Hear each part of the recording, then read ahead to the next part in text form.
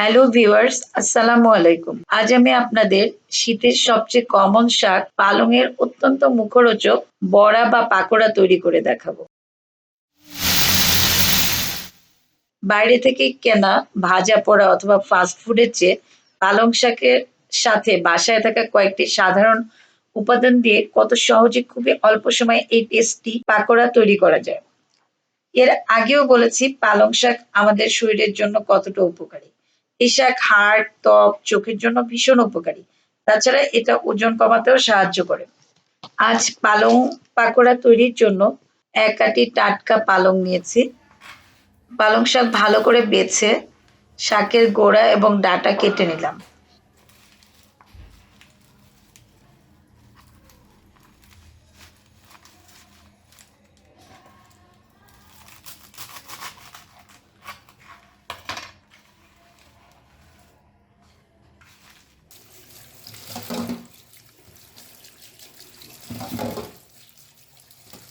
এবার ভালো করে কয়েকবার পরিষ্কার পানি দিয়ে ধুয়ে নিলাম।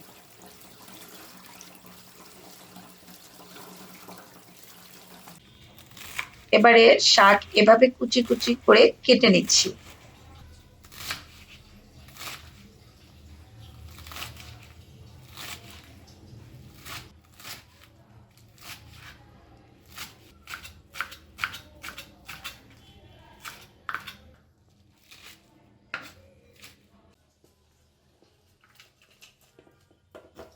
এখন এর মধ্যে ১ কাপ চালের আটা দিয়ে দিলাম।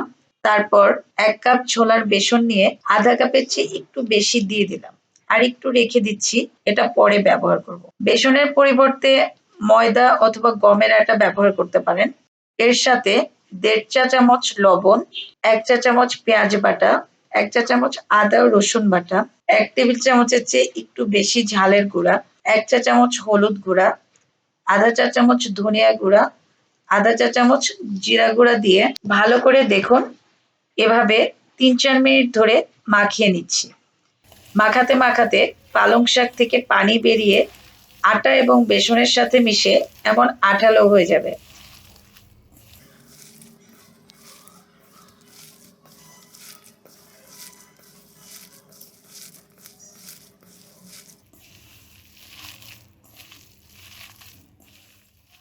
এবার এর মধ্যে একটি ডিম ভেঙে দিলাম।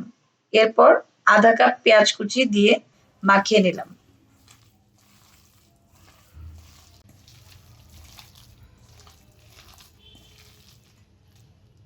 এরপর বাকি যে বেসন ছিল তা দিয়ে দিলাম। এখন আরো কয়েকবার মাখিয়ে নিচ্ছি।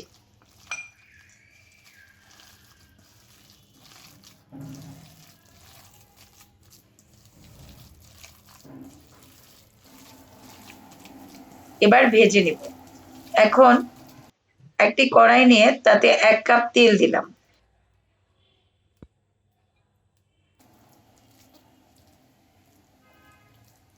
তেল একটু গরম হলে পালং শাকের মিশ্রণটা এভাবে গোল গোল করে তেলের মধ্যে ছেড়ে দিব। আঁচ মাঝারির চেয়ে কমিয়ে ধীরে ধীরে ৫ মিনিট ধরে এপিঠ ওপিঠ করে ভেজে উঠিয়ে নিব।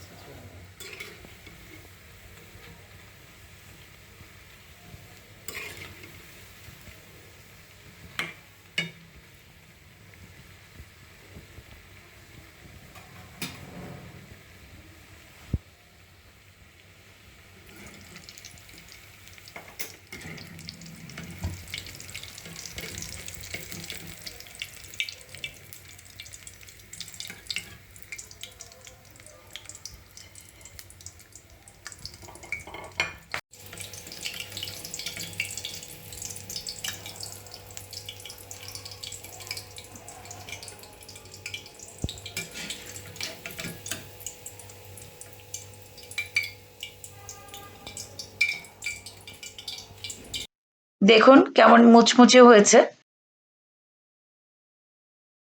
এটা টমেটো সস, ধনেপাতার সস অথবা মেয়োনিজ দিয়ে খেতে বিকেলের নাস্তায় কিংবা টিফিনে চমৎকার লাগে। তাছাড়া সাদা ভাত কিংবা মুড়ির সাথেও দারুণ যায়। আশা করি রেসিপিটি আপনাদের সহজ এবং ভালো লেগেছে। ভালো লাগলে প্লিজ আমার চ্যানেলকে সাবস্ক্রাইব করুন ও পাশে থাকা বেল আইকনটি ক্লিক করুন। আর যারা ইতিমধ্যে সাবস্ক্রাইব করেছেন তাদের অসংখ্য ধন্যবাদ। সবাই ভালো থাকবেন। আল্লাহ হাফেজ।